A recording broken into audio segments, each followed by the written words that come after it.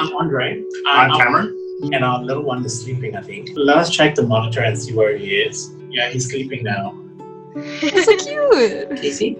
Yeah. How old is he? I think 7.5 months. Andre, are you Singaporean or are both of you Australian citizens?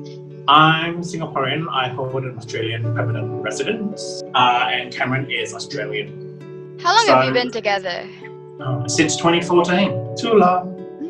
Too long. What were the sequence of events that actually prompted you to come to a decision together to start a family? Instead of together, for my case, I've always wanted a child. Long before Cameron came to my life, I really wanted to have someone to nurture, to teach, to grow, and to feel what it's like to have a child grow up under your care or under my care. And just because I always was of the belief, just because I was gay didn't mean that I couldn't have a family, couldn't have kids. Yeah. You know, they weren't, mutually exclusive. You could have both, and that was very important to me. So when did we know when we wanted to jump across the fence and start the process? I guess it was a few years after we were together. Then we decided that, hey, look, we're not getting any younger anymore. Let's just pick up the phone and call someone. It wasn't an overnight journey. The process of us starting to when we had Tyler was 3 years. 3 years. Yeah, 3 years. And Tyler was born in November 2019. When you decided that you were going to jump the fence, as you put it, how did you explain the decision to your relatives and friends? Okay, let me tell. Can I say first? Yeah. I'm Singaporean Chinese. My parents have very conservative view. They're Catholic. Yeah, and they're Catholic as well. Very Yeah, Catholic. so they have the religious beliefs as well.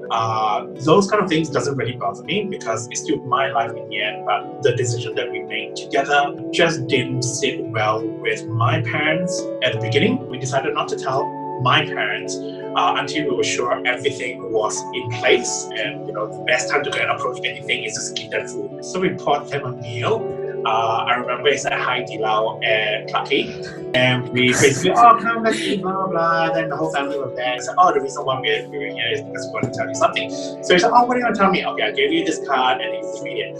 So they open it up and they say, okay. What is it?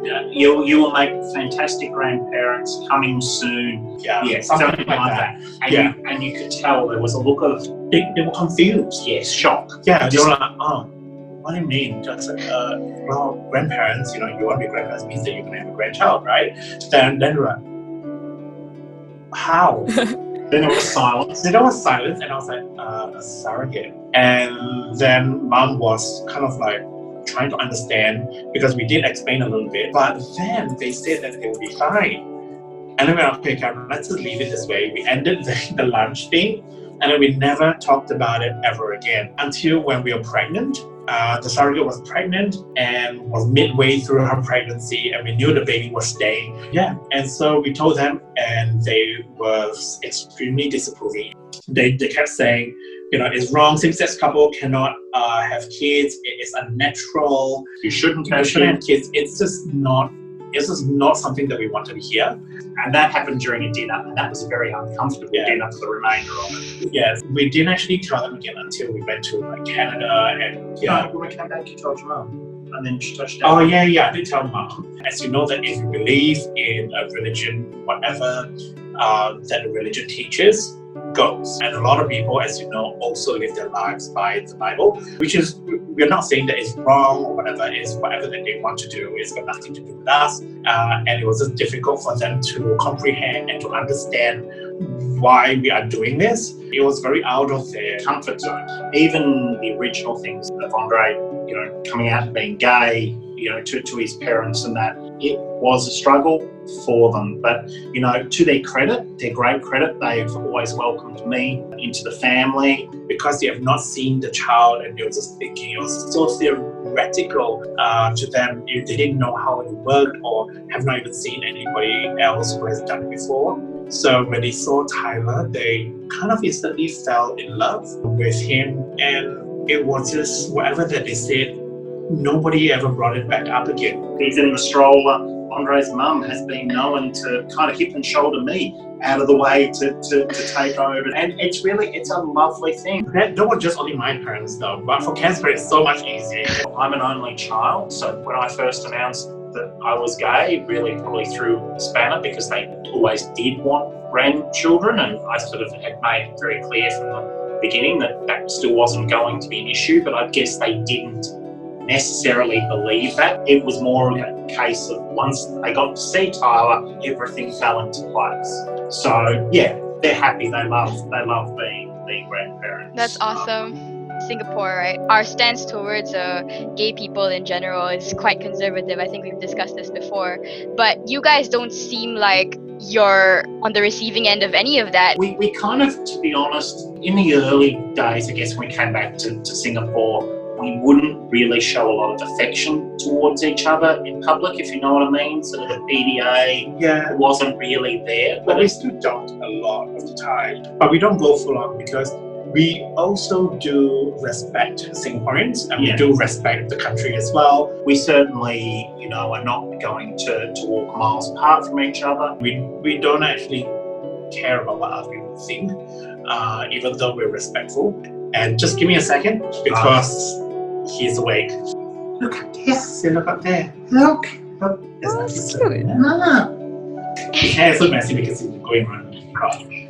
How do people treat you differently compared to straight parents or couples in Singapore? We get a lot of looks for one. I mean, of course, now COVID-19, everybody's wearing masks. So the only thing that you can see are their eyes. So, and the eyes will tell everything. They'll look at Cam, look at me, look at Tyler, then look at Tyler, and wondering whose child it is. So they look at me, they look at Cam, and just not understanding that it's a family. Or, we'll be going down shopping centre or down Orchard Road or that, pushing Tyler along on the pram, and you'll get what I call the crane neck, because they'll have to look in the pram to see what is there. They can't just sort of go, oh, there's a pram with a child in it. They must look.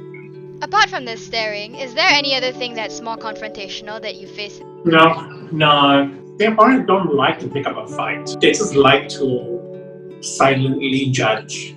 And we've been asked, where's the mother? That's probably the most common one. We've been even given the assumption that, the mother is on off day, is she? That's like, yeah, whatever. We've been shopping for baby accessories in a major brand store in Singapore, and we walked in, two guys. We were the only ones in the store, and there was 3 staff members at the counter.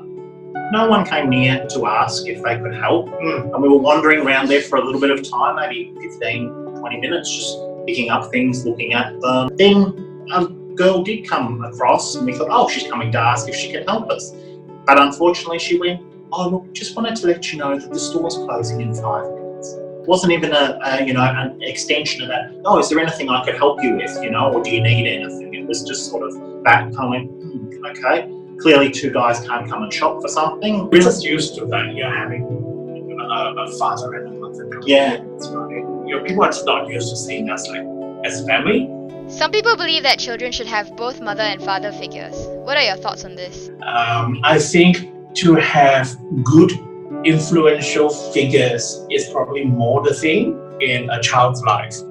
It doesn't matter whether the person is going to be a female or male. It's quite a bit sexist anyway, just thinking about it. Because you can have a mother who absolutely doesn't care about their kid. And how is that a mother figure? Yeah, she's a mother.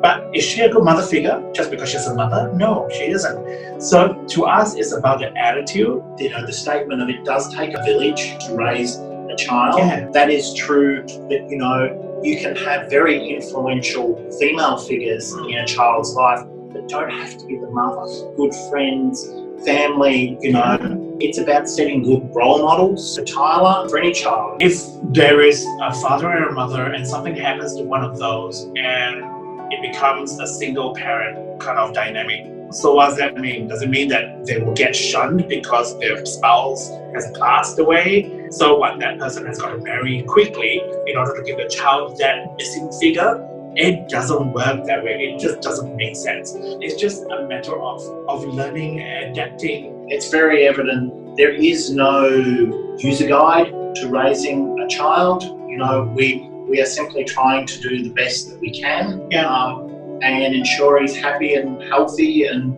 loved. And here's the thing, we're not going to get it right 100% of the time. No parent does.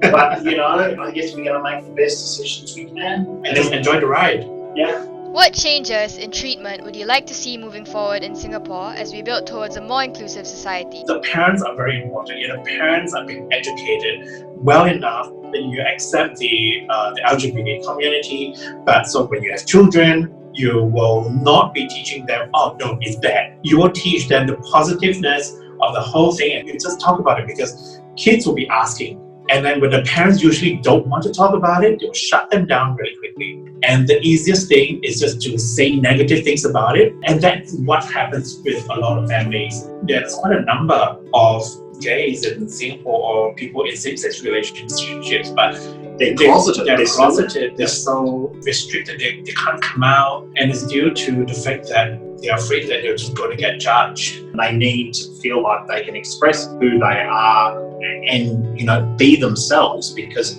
that's got to be a way forward. Even this conversation, it is something which is great, because people need to know about things. People need to be aware. It is a collective thing. If you and so many others actually do it, then everybody will see it, will be more exposed, more accepting. And it's something that the younger generations have got to hope to work towards.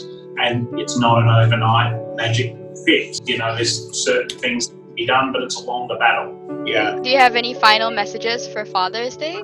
Well, wishing all the fathers all the love and happiness, as long as you give the best, do the best that you can in order for the child to grow well. I guess you've done the right thing. And those same-sex dads, enjoy your time with your children and keep going. Do what you love your children, and be happy. On behalf of Rachel and I and all of us at Real Local, thank you once again and have a very, very happy Father's Day.